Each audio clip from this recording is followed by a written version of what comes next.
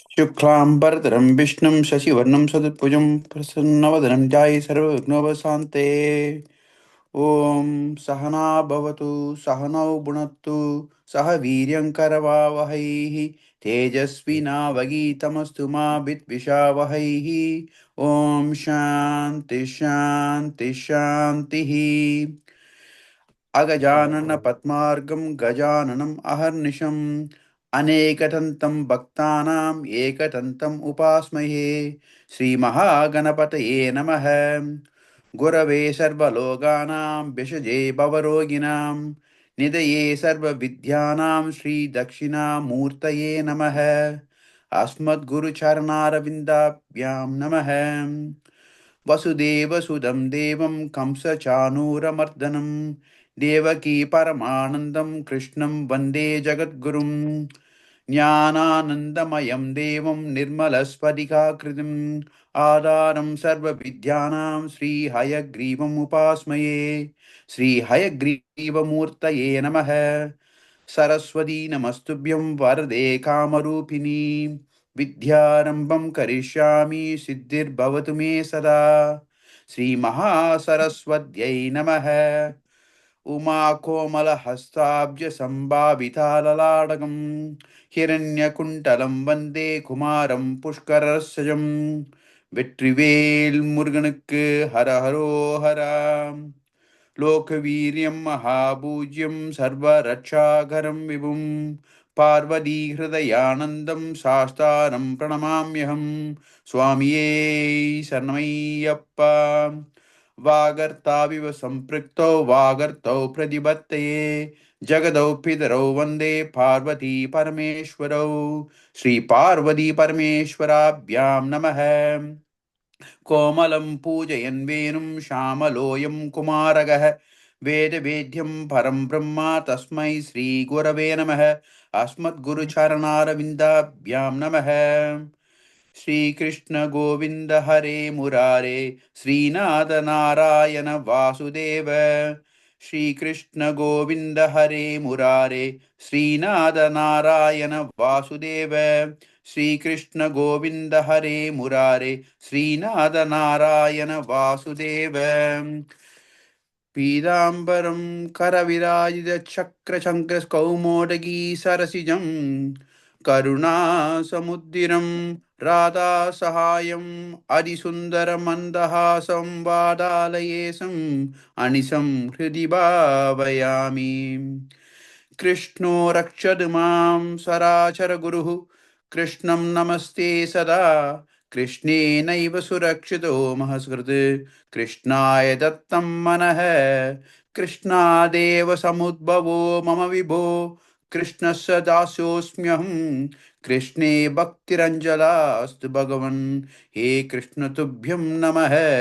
श्रीगुरुवायूरप्पा चरणम् नम्राणां सन्निधत्ते सततमिपुरस्तैरनभ्यर्थितानपि अर्थान् कामानजस्रं विदरति परमानन्दशान्त्रां गतिं च। इत्थं निःशेषलभ्यो निरवधि कबलः पारिजातो हरे त्वं क्षुत्रं दं चक्रवादी द्रुमोपलसति व्यर्थमर्तिर्व्रजोऽयं।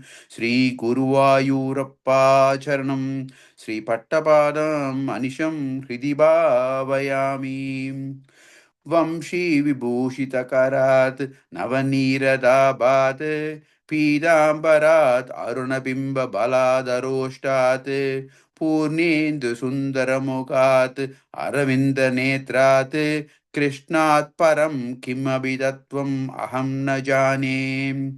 കൈരണ്ടും കുപ്പിനി ഞാൻ വീണ്ടും ഇറക്കുന്നു നീരജാലോചന നിന്നോടായേ ഏതേനും അന്യനെ കുമ്പിടേണ്ടാത്തോരു രീതിയിൽ നീ എന്നെ പാലിക്കണായി. കൃഷ്ണ ഹരേ ജയ കൃഷ്ണ ഹരേ ജയ കൃഷ്ണ ഹരേ ജയ കൃഷ്ണ ഹരേ. Thank you, Ravi. Okay, Sorry we'll for do any mispronunciation, no, Rajit. perfect. That's awesome. Okay, so we'll do 55 and 56. We'll do a review. Maybe Devi, you can do one, and Gayatri, you can do one. Whichever one you guys prefer. I can do the first one. Okay.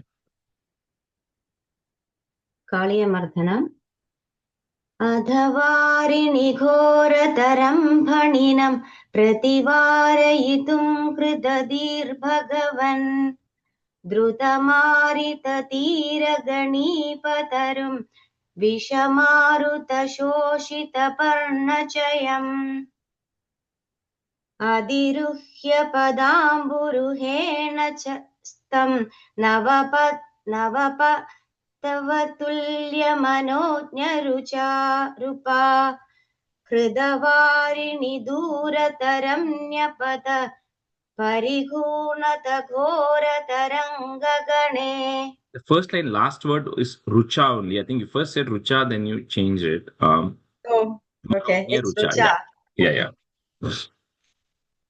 भुवनत्रयभारभृतो भवतो गुरुभारविकम्बिवृजम्बिजला परिमज्जयदि स्म धनुःशतकं तडिनी चडिति स्फुटघोषवती अधदिक्षु विदुक्षु परिक्षुभिदा भ्रमितोदरवारिनिनादभरैः उदका उरगादिपदिस् स्फुटशान्तमशान्तरुशान्तगमनाः. Second line, udakad, udagad.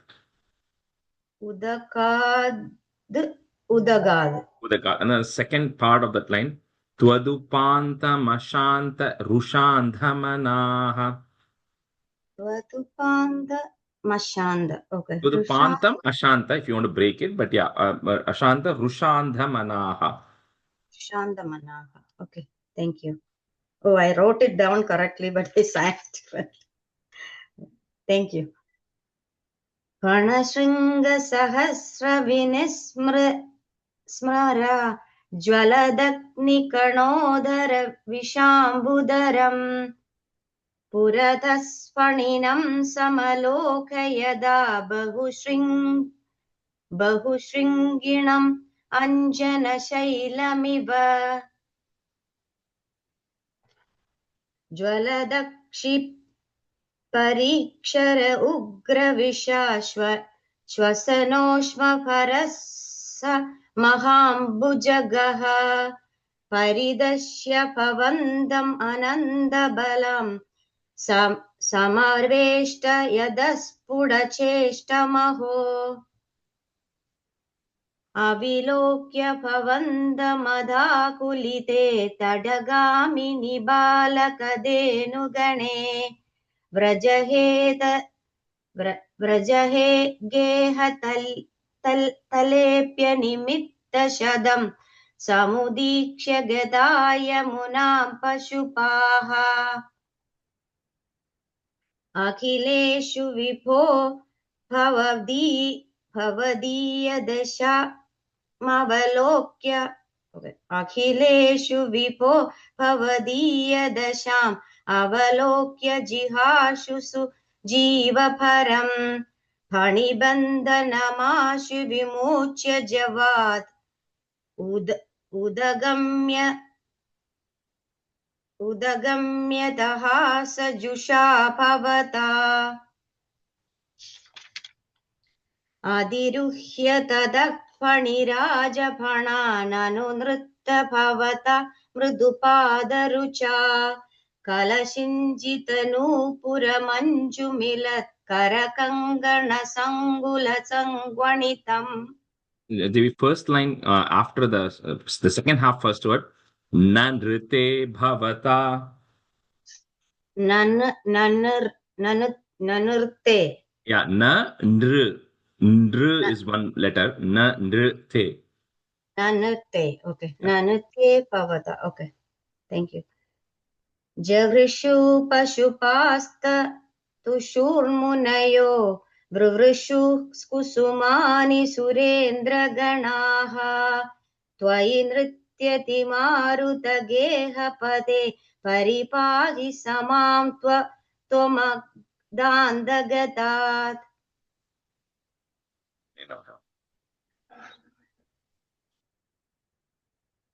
Gayatri, you want to go? I don't see her. Gayatri had to drop out. She sent a message, I Oh, think. okay. She said she had an emergency. Hope she's fine. Oh, okay. I didn't know that. Okay. Anybody else? Anyone wants to do 56 then? I can do Lakshmi here. Okay. Go ahead, I can. Lakshmi. One second. I was just I have to get back to my book. Just give me half a minute. One second. கண்ணாடி இல்ல ஏதோ இருக்கு ஒரு second sorry Yeah, because I saw Gayatri earlier. Okay, I just see her message. Okay. Okay 56 காலிய வர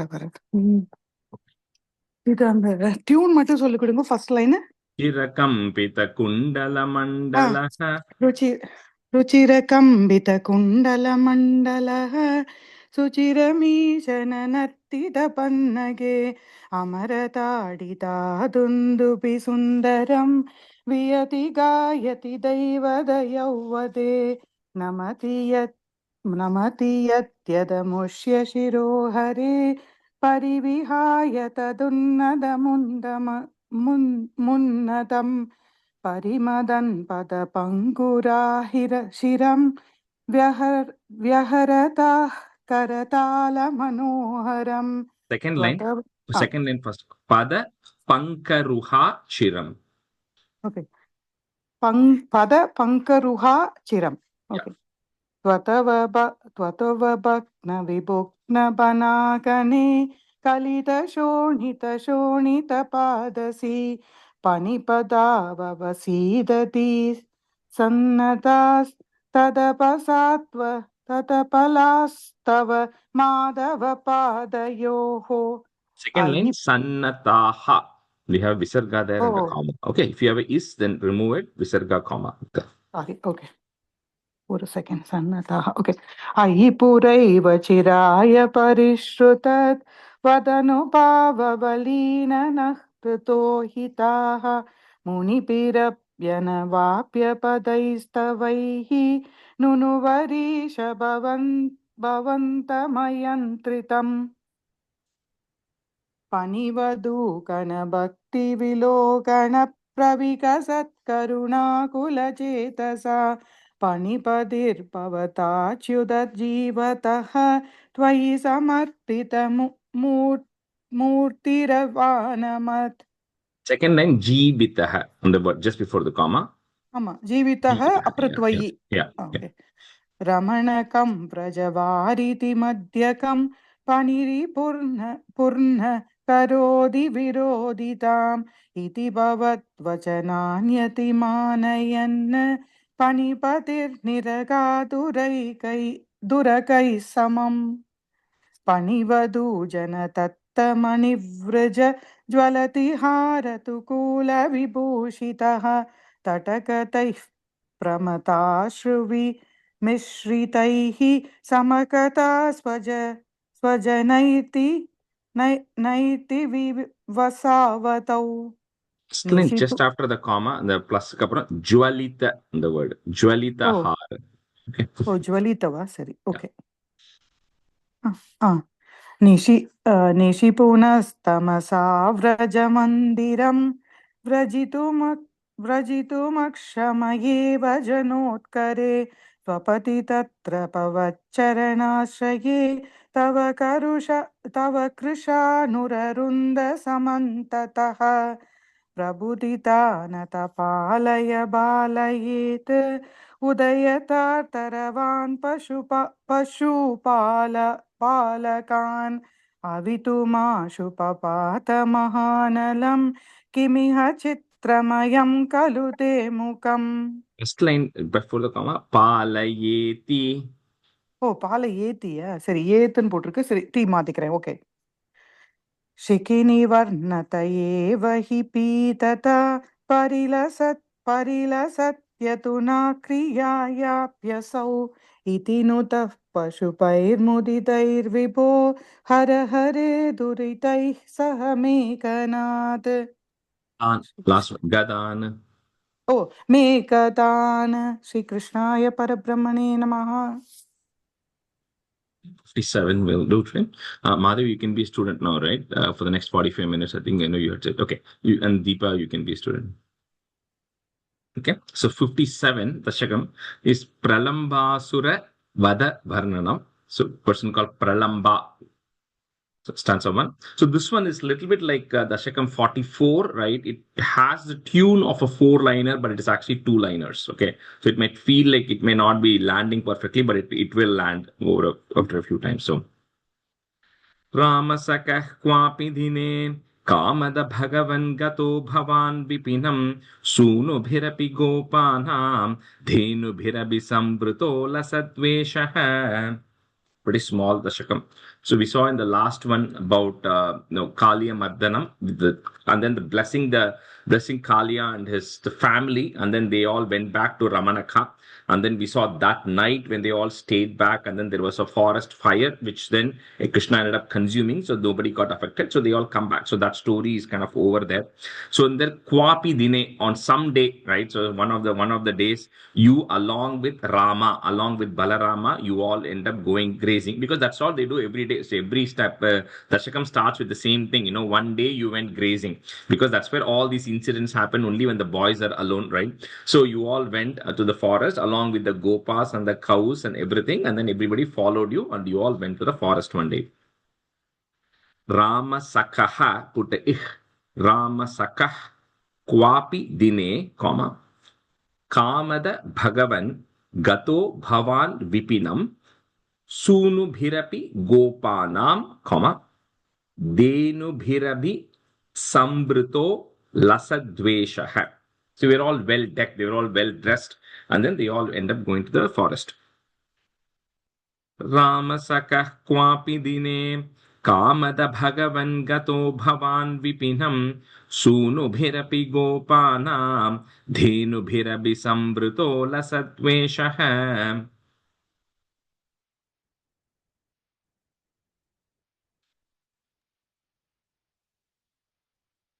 रामसखः कापि दिने कामद भगवन् गतो भवान् विपिनं सूनुभिरपि गोपानां धेनुभिरभिसंवृतो लसद्वेषः. रामसखः क्वापि दिने कामद भगवन् गतो भवान् विपिनं सूनुभिरपि गोपानां धेनुभिरभिसंवृतो लसद्वेषः. रामसकः क्वापि दिने कामदभगवन् गतो भवान् विपिनं सूनुभिरपि गोपानां धेनुभिर्बिसंवृतो लसद्वेषः. रामसकः क्वापि दिने कामदभगवन् गतो भवान् विपिनं सूनुभिरपि गोपानां धेनुभिर्बिसंवृतो लसद्वेषः. Deepa, the second line after the comma, Dhenubhirabhi Samvrito. Dhenubhirabi samvrito Yeah. lasadveshaha. Answer two. Sandharshay. Sorry, somebody had a question. Sandharshayan balaya swairam Vrindavanashriyam Vimalam Kandirai Sahabalaihi Bhandirakamagamho Vatam Kridan. So at that time, this Dashakam little bit, it goes through all the seasons. So this was still the summer season, because we saw last time also how it was very hot, and that's when they ended up going to, the water body to drink water, right? So in this, although it was extremely hot with you around and with Balarama around, everybody felt happy. They didn't feel the heat of the summer, and they were all just out there grazing and everything. So they were all well decked, like it said in the previous stanzas. So whatever they could with the forest, leaves and flowers and everything, they all were well decked. And that particular day, you went to this place, right, where there's a big tree called as Bhandi Rakha. It's like a big banyan tree. The banyan trees are massive in size. So, there's a specific reference to the tree, because the tree will come again in Dashakam 58. So you went to a forest, a place in the forest, which has a very big tree called as Bhandi Rakha, refers to a banyan tree. You went to a place which has got a big banyan tree. And that's where you all were playing that day. Sandarshayan Balaya Swairam, comma, Vrindavanashriyam Vimalam. So we were enjoying the beauty of Vrindavan along with all the boys. Kandiraihi is there. Put the is. Kandirais saha balaihi, comma. Bhandirakam agamo vatam kridan. Sandharshayan balaya swairam Vrindavanashriyam Vimalam Kandirai sahabalaihi Bhandirakamaagamo vatam kridan.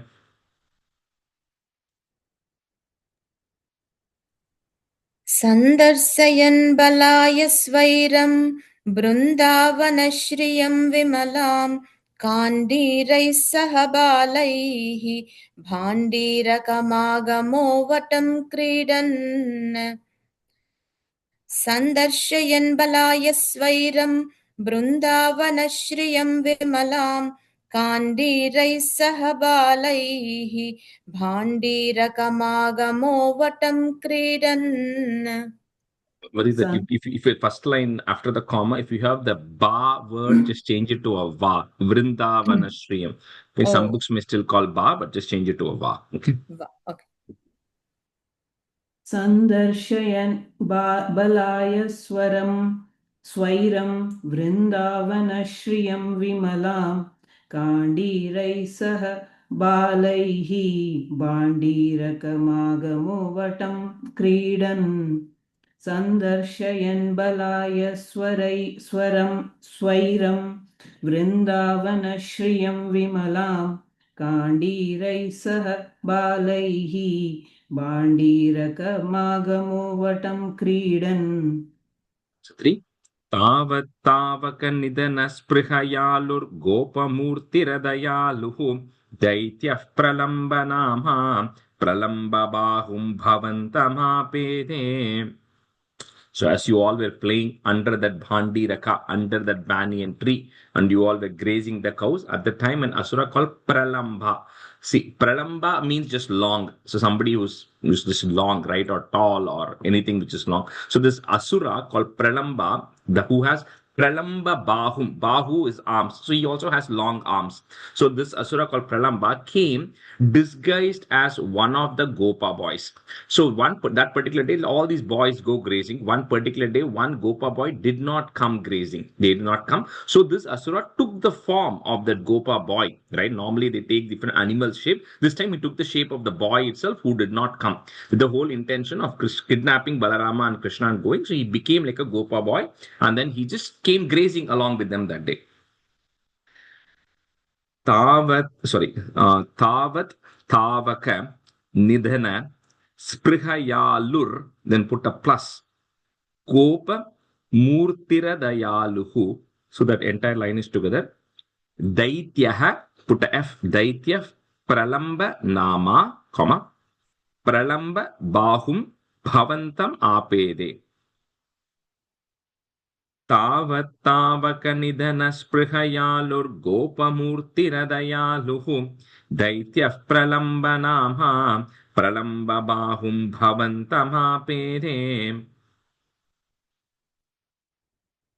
तावत्तावकनिधनस्पृहयालुर्गोपमूर्तिरदयालुः दैत्यः प्रलम्बनामा प्रलम्बबाहुं भवन्तमापेदे तावत्तावकनिधनस्पृहयालुर्गोपमूर्तिरदयालुः दैत्यः प्रलम्बनामा प्रलम्बबाहुं भवन्तमापेदे तावत्तावकनिधनस्पृहयालुर्गोपमूर्तिरदयालुः दैत्यः प्रलम्बनामा प्रलम्बबाहुं भवन्तमापेदे तावत्तावकनिधनस्पृहयालुर्गोपमूर्तिरदयालुः दैत्यः प्रलम्बनामा प्रलम्बबाहुं भवन्तमापेदे. That's full. जानन्नप्यविजानन्निव तेन समं निबद्ध सौहार्दः बटनिकटे पटुपशुपव्याबद्धं द्वन्द्वयुद्धम् आरब्धाः. So Jananapi Ajananiva. Although you knew Krishna who this boy was, that this Asura had come in the form of a boy, you acted as if Ajanan. You acted as if you didn't know about it, right? And then they all were just hanging out like they normally were doing. And every day they have to keep themselves busy because the cows are grazing, right? They have nothing else to do when the cows are grazing. So this time Krishna then proposes a game. He says, we are going to do a Dvandva Yuddham. We are going to do a wrestling match. So we're going to actually form two teams who are evenly matched, right? And then with that, we're just going to have a wrestling match with each other, right? That was how they were going to, spend their time today. And Krishna, this was a plan for you today because this was one way to get rid of this Pralambasura who's actually there. So Krishna proposes that game to the boys. Janannapya vijananniva. So we cannot break that word. So one word. Janannapya vijananniva, comma. Tena samam nibadda sauhardaha vata nikate patu pashupa vyabaddham, comma. Dvandva yuddham arabdaha. So near that banyan tree, you all desire, under the banyan tree, because it's a big tree, you all decided to have a wrestling match there. Janannapya vijananniva tena samam nibaddha sauhardaha vata nikate patu pashupa vyabaddham dvandva yuddhamarabdaha. जानन्नप्यविजानन्निव तेन समं निबद्धसौहार्दः वटनिकटे पटुपशुपव्याबद्धं द्वन्द्वयुद्धमारब्धाः जानन्नप्यविजानन्निव तेन समं निबद्धसौहार्दः वटनिकटे पटुपशुपव्याबद्धं द्वन्द्वयुद्धमारब्धाः जानन्नप्यविजाननिव तेन समं निबद्धसौहार्दः वटनिकटे पटुपशुपव्याबन्धं द्वन्द्वयुद्धमारब्धाः. So for second line, just before the comma, Vyabadham. So just a double da there. Vyabadham. Yeah. जाननप्यविजाननिव तेन समं निबद्धसौहार्दः वटनिकटे पटुपशुपव्याबद्धं द्वन्द्वयुद्धमारब्धाः. Also fine. Gopan vibhajya tanvan sangham balabhadrakam bhavatkamapi twadbalabhirum daityam twadbalagatamanvamanyata bhagavan. So they have to break it into two teams. So I always, when I say this, I always tell this. When we were growing up, my brother and I used to be really good at playing cricket then. And then, so when we used to form teams, people always used to say, you both have to be in opposite sides because you both are in the same team, then the opposition will always lose. So similarly here, they say, Krishna and Balarama, you both are super strong. You both cannot be in the same teams, right? So you both are going to be in two different teams. And then the people have to then join either of the teams to see who they want to wrestle against. So here it says, this Pralambasura, knowing Krishna's strength, so Twadbhala Bhirum, so he knows how strong you are, Krishna. So he knows that staying in your opposite team is a risk for him because then he is going to be, defeated easily. Who knows what's going to happen. So because of that, this Pralambasura decides to join your team because he wants to get rid of other people. So he then decides to join your team. So he doesn't have to fight with you. So with this, the boys then split into two teams, getting ready for the wrestling. Gopan vibhajya tanvan sangham, comma, bala bhadrakam bhavatkamapi tvat bala bhirum daityam, comma, tvat bala gatam anvamanyata. You can break it that ma if you want. Gatam anvamanyata bhagavan. Gopan vibhajya tanvan sangham balabhadrakam bhavatkamapi Twadbalabhirum daityam Twadbalagatam anvamanyata bhagavan. Gopan vibhajya tanvan sangham balabhadrakam bhavatkamapi twadbalabhirum daityam twadbalagatam anvamanyatha bhagavan. गोपान् विभज्य तन्वन् सङ्घं बलभद्रकं भवत्कमपि त्वद्बलभीरुं दैत्यं त्वद्बलगतमन्वमन्यथा भगवन् गोपान् विभज्य तन्वन् सङ्घं बलभद्रकं भवत्कमपि त्वद्बलभीरुं दैत्यं त्वद्बलगत्मन्वमन्यता भगवन् गोपान् विभज्य तन्वन् सङ्घं बलभद्रकं भवत्कमपि त्वद्बलभीरुं दैत्यं त्वद्बलगतमन्यता भगवन्. Deepan, the second line, second half, Tvad balagatam anvamanyatha bhagavan. त्वद्बलगतम् अन्वमन्यथा भगवन्. Chapter 6. Kalpita vijetruvahane samare parayuthagam swadayitataram shridhamanamadhattaha parajito bhaktadasatam pratayan. So the rule of this game was that when two people are wrestling, the person who loses has to then lift the winner on their shoulder and they have to carry them. That is the punishment. So with that, when the two teams started fighting, the first one of the battle that happened was Krishna had to battle with his friend called Sri Dama. I think this name came just in the previous couple of things before. So this one person's name keeps repeating, right? He's one of Krishna's close friend. Like I said, this is not the Sudama and all of that. This is a friend from Vrindavan, right? And this person is going to be there with Krishna through Dasakam 74, 75, and then Krishna leaves. So this friend is a very good friend of Krishna. So you then decide to wrestle with that friend Sri Dama. Now, Krishna, you are like Bhagavan. So for you to defeat a boy is not a big deal. He's just a normal Gopa boy.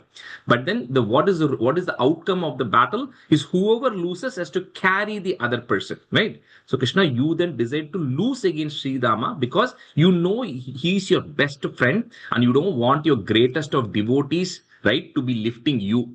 So because of that, you lose to Sri Dama so that you will lift Sri Dama on your shoulder. And with that, you are telling the whole world that if you're a true devotee, then I am going to lift you on my shoulders and go, and you don't have to lift me. So that is the example. So a couple of places, right? In Ambarisha Charitram, it comes in 33 as well. Nanu Bhakta Dasaha, right? That's what Mahavishnu tells to Ambarisha. So similarly, here you are telling that Parajito Bhakta Dasatam. I'm always a servant or a slave to my truest of devotees. Just to prove that to the world, you then lose against Sri Dama. So you then have to lift Sri Dama and go here.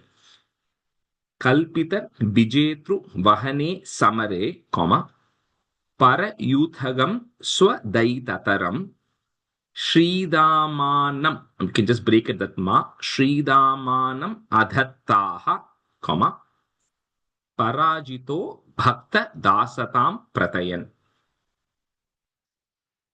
Kalpita Vijetruvahane Samare Parayuthagam Swadayitataram Shridamanam Parajito Bhakta Dasatam Pratayan. कल्पितविजेतृवहने समरे परयूथकं स्वदयिततरं श्रीदामनमदत्ताः पराजितो भक्तदासतां प्रथयन्. Advi, the second line, first word, Shridamanam Adattaha. Okay. कल्पितविजेतृवहने समरे परयूथगं स्वदयिततरं श्रीदामानमदत्ताः पराजितो भक्तदासतां प्रथयन्. कल्पितविजेतृवहने समरे परयूतगं स्वदयिततरं श्रीरामानमदत्ताः पराजितो भक्तदासतां प्रथयन्. कल्पितविजेतृवहने समरे परयूतगं स्वदयिततरं श्रीरामानम् अधत्तथाः पराजितो भक्तदासतां प्रथयन्. In the word Adhattaha. श्रीदामानम् thaha. Yeah. That's a evam bahushu vibhuman baleshu vahatsu vahyamaneshu rama vijitah pralambo jaharatam durato bhavadbhitya. So, as these things were going on, whoever was losing was carrying the other person. So Krishna loses against Sridama. So he lifts Sridama. Now, the battle that Pralambasura says he wants to battle against Balarama.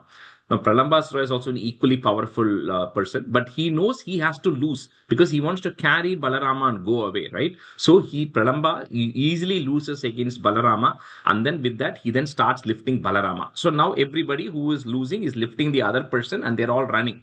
So at that point, they have to go until a particular spot. But this Pradambasura, what he does is he doesn't stop there. He continues carrying Balarama, and then he kind of takes him further away beyond that particular point, right? He lifts Balarama and goes. Here Bhattaripat says, you are Vibhuman. No, Krishna, you are infinite. So this Pradambasura doesn't know that you exist everywhere. So he believes that just because you're out of sight of Krishna, he can then do whatever he wants. With that in mind, he ends up taking Balarama and running away farther than where they're supposed to stop, thinking that he can get away with Krishna. So he doesn't want to fight Krishna essentially. So he's just taking Balarama and running far away. Evam bahushu vibhumanne, paleshu bahatsu vahyamaneshu Rama Vijitaha, put a F, Rama Vijitah Pralambo, Jahara Tam Durato Bhavad Bhitya. Evam Bahushu Vibhuman Baleshu Vahatsu Vahyamaneshu Rama Vijitah Pralambo Jahara Tam Durato Bhavad Bhitya.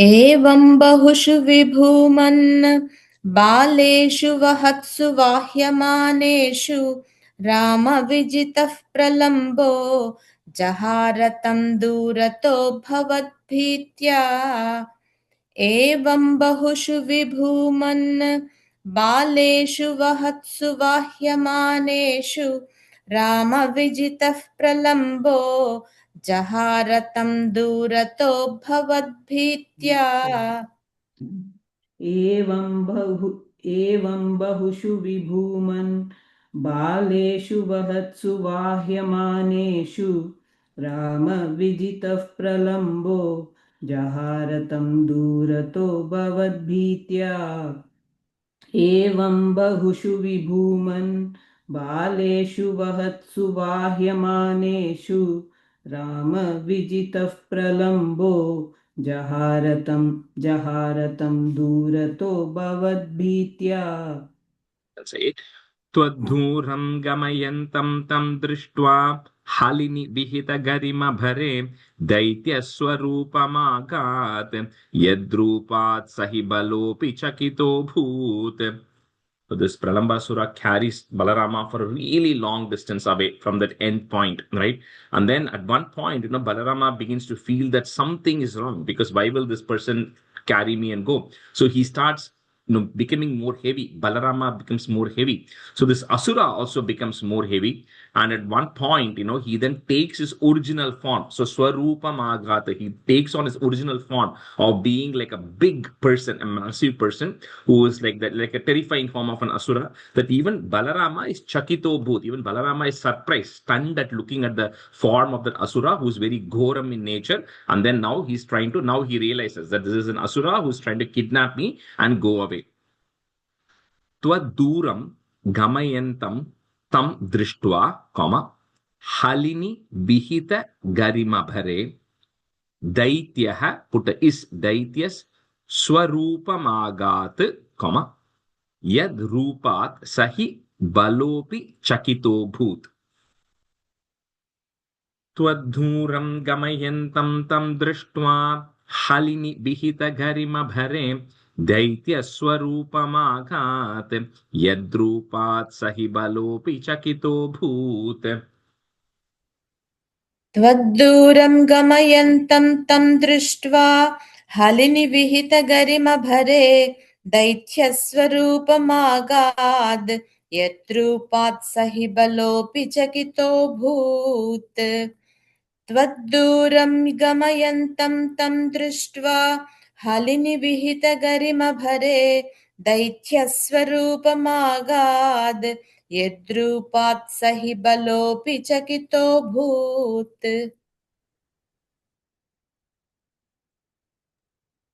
त्वद्दूरं गमयन्तं तं दृष्ट्वा हलिनिविहितगरिमभरे दैत्यस्वरूपमागात् यद्रूपात् स हि बलोऽपि चकितो भूत त्वद्दूरं गमयन्तं तं दृष्ट्वा हलिनिविहितगरिमभरे दैत्यस्वरूपमागात् यद्रूपात् स हि बलोऽपि चकितो भूतः That's right. उच्चतया दैत्यधनोः त्वन्मुखमालोक्य धूरतो रामः विगतभयो दृढमुष्ट्या वृषदुष्टं सपदि पिष्टवानेनम्. So like they compare this to what happens to all of us, like imagine we are like Balarama or somebody like Balarama, and then we are all with Krishna, right? We are all with God. Then some vasana, some evil desires come, take us away from Krishna, which is what Pranambasura is doing, right? He's taking Balarama away from Krishna because he doesn't want to fight Krishna. So when any desires or any evil things comes and takes us away from the God, from Krishna, then we are like Ascharya. We are also a little bit shaken, right? We are also shaken by what is actually happening, like what Balarama is getting stunned here. But what happens is that when Balarama is seated on the shoulder of that massive Asura, so when he's surprised, he looks back, and when he looks back, he then sees Krishna at a distance. So the moment he sees Krishna at a distance, Balarama himself gets more courage by looking at Krishna at the distance. So that's what this is telling, that even when any vasanas take us away from Krishna, just coming back and looking at Bhagavan is going to give us the confidence to fight against those vasanas, because distractions are always going to happen, right? We cannot avoid those. But even when those happens and you go off your path, it is to come back and just take a look at Bhagavan again, which will bring you back. So that's what Balarama is doing. He's at a height, Uchataya. So because he's sitting at a height, he can see Krishna. He then gains more strength. And because of that, he gains confidence that he can also defeat that Asura, because he's also a young boy. But like we said, although Balarama is a partial incarnation, right? He's not as powerful as the full incarnation of Krishna. So there's always a difference, right, between these two. So with that, Balarama then hits on that Daitya's head, hits on the Pranambasura's head, and then he's able to defeat Pranambasura. उच्चतया दैत्यतनोः त्वन्मुखम् आलोक्य दूरतो रामः विगतभयो दृढमुष्ट्या वृषदुष्टं सपदि पिष्टवानेनम्. उच्चतया दैत्यतनोः त्वन्मुखमालोक्य दूरतो रामः विगतभयो दृढमुष्ट्या वृषदुष्टं सपदि पिष्टवानेनम्. उच्चतया दैत्यतनोः त्वन्मुखमालोक्य दूरतो रामः विगतभयो दृढमुष्ट्या वृषदुष्टं सपदि पिष्टवानेनम्. Some places the ish sound, okay? Mushtya, dushtam, pishtavan. All those words, ish. Yeah. Okay. I heard is, that's right. Yeah. Okay.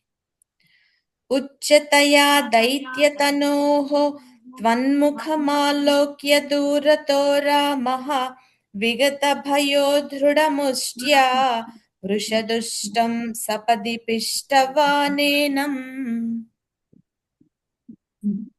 उच्चतया दैत्यतनोः त्वन्मुखम् आलोक्य दूरतो रामः विगतभयो दृढमुष्ट्या वृषदुष्टं सपदि पिष्टवानेनम्. उच्चतया दैत्यतनोः त्वन्मुखमालोक्य दूरतो रामः विगतभयो दृढमुष्ट्या वृषदुष्टं सपदि पिष्टवानेनम्. Deepa, the second line after the comma, brisha. Brishadushtam. Yeah. Thank you. Consider. Hatva danavaviram praptam balamali premna tavan milator yuvayo shirasi krita pushpa vrishtiramaraganaihi. So with this, then Balarama gets rid of that Pralambasura, right? Finally, because he saw Krishna, he gained the courage, and then he got rid of Pralambasura, and then he comes back. So with then everybody, Ali Lingitam is to embrace each other, to hug each other. Everybody is like very happy that everything is fine for Balarama, and then they embrace each other. With that, all of you are like happy again, and the gods are happy that another Asura, Pralambasura, is gotten rid of as well. Hatva Danava Veeram, comma, Praptam balam, you can break it that balam alilingita premna tavan milator yuvayoho. If you have it, you can put a ish and then put a plus there. So yuvayosh shirasi krita pushpa vrishtir amaraganaihi. So it always comes at various points. It comes like the gods are offering flowers. Essentially, the gods are like thanking, saying that okay, another asura is gotten rid of here. Rajaji, on the third line, once more Cholrilla. And the yuva yoho yuva yoho and the visarga will become a ish, will take a ish sound because we're going to put a plus there so that that line is going to go together. So milator yuva yosh shirasi krita pushpa vrishtir amaraganaihi. Okay, I'm just breaking at that ra there later. Vrishtir amaraganaihi. Okay, thank you. Hatva danavaviram praptam balamali premna tavan milator yuvayo shirasi krita pushpa vrishtiramaraganaihi. हत्वा दानववीरं प्राप्तं बलमालिलिङ्गितः प्रेम्णा तावन्मिलतोर्युवयोः शिरसि कृता पुष्पवृष्टिरमरगणैः हत्वा दानववीरं प्राप्तं बलमालिलिङ्गितः प्रेम्णा तावन्मिलतोर्युवयोः शिरसि कृता पुष्पवृष्टिरमरगणैः हत्वा दानववीरं प्राप्तं बलमालिलिङ्गिगतप्रेम्णा तावन्मिलतो युवयो शिरसि कृता पुष्पवृष्टि अमरगणैः. The second line on the tavan milator yuvayosh shirasi krita pushpa. It's kind of like the yuvayosh is the halfway point. तावन्मिलतो युवयोश शिरसि कृता. Yeah. हत्वा दानववीरं प्राप्तं बलमालिलिङ्गितप्रेम्णा तावन्मिलतो युवयोः शिरसि कृता पुष्पवृष्टि अमरगणैः. That's 11. Alambho bhuvananam pralambham nidanameva marachayenne kalam vihaya sadhyo lolambharuche hare hare kleshan. So it comes saying that. So with this, Krishna, who's like low lamba refers to a black bee. So a black bee, when you kind of look at it, is like dark black in color. It is very shiny in color, right? So with that, Krishna, you who is like that. So who is in dark black color with a shiny color, this way you got rid of Pralambasura. Like we said, this Pralamba refers to the various vasanas we have, which are distractions, right? Which take us away. So with that, you who got rid of Pralambasura, please say, without any delay, right? Eradicate all of Hare Kleshan, eradicate my ailments also. So kalam vihaya sadhyo refers means without further delay. So don't keep delaying eradication of these. Immediately get rid of all my ailments as well. Alambo bhuvananam, comma, pralambham nidhanamevam arachayan. I'm breaking it that ma there. Nidhanamevam arachayan. Kalam vihaya sadhyo, comma, lolambha ruche hare harehe. Takes a ich sound. Hare hare kleshan. Alambo bhuvananam प्रालम्भं निधनमेव मारचयन् कालं विहाय सद्यो लोलम्भरुचे हरे हरेः क्लेशान् आलम्बो भुवनानां प्रालम्बं निधनमेव मारचयन् कालं विहाय सद्यो लोलम्बरुचे हरे हरेः क्लेशान् आलम्बो भुवनानां प्रालम्बं निधनमेन मारचयन् कालं विहाय सद्यो लोलम्बरुचे हरे हरेः क्लेशान्. That's the first line, second half. Nidanamevam arachayan. Okay. I Did I say heard something? something slightly different. Can you just say the second half? Pralambam. आलम्बो भुवनानां प्रालम्बं निधनमेव मारचयन्. Correct. Yeah. Good. Is that correct? Good, yeah. That's good, yeah. आलम्बो भुवनानां प्रालम्भं निधनमेव आरचयन् कालं विहाय सद्यो लोलम्बरुचे हरे हरेः क्लेशान्. Hare kleshan. So அந்த விசர்கா போயிட்டு ஹா வருமா? H sound, yeah. Hare kleshan. आलम्बो भुवनानां प्रालम्भं निधनमेव आरचयन् कालं विहाय सद्यो लोलम्बरुचे हरे हरेः क्लेशान्. Shri Krishnaya Parabrahmane Namaha. Probably just do one more stanza of the next Dasakam and then we can stop. I'll do the meaning next class. Tvayi biharana lole bala jalaihi. See, after that, after jalaihi, there is a comma. Okay. Then if you have the word pralamba also in the first line, then that will get joined with the second line.